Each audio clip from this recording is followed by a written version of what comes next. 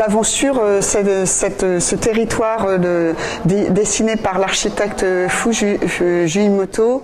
un dialogue finalement qui est assez exceptionnel entre différents types de regards de l'art contemporain japonais et notamment les jeunes artistes.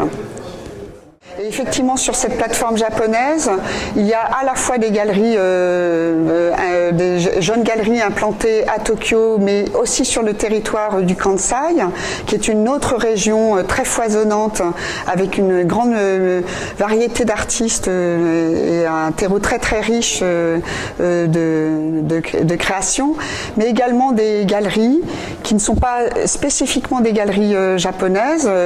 comme Tokyoïd, qui est une espèce de plateforme globale sans mur établi, qui s'installe dans des lieux qui lui sont prêtés, qui lui permettent effectivement de présenter sa propre vision de l'art au Japon, très inspiré de l'art du street art, de l'art manga et en même temps de l'art pop, et en même temps sur des notions de néo-pop, de néo-street art très forte.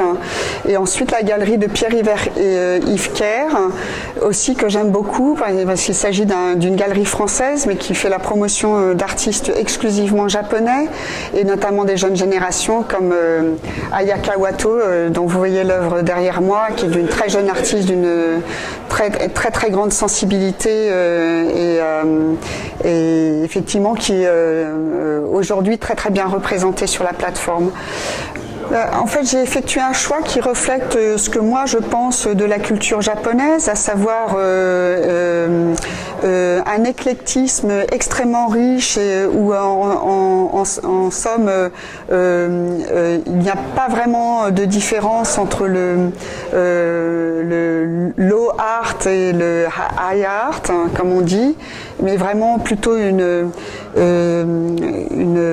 correspondance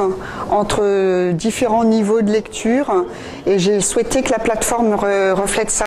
Donc vraiment cette correspondance de différentes esthétiques qui se fait de manière très fluide dans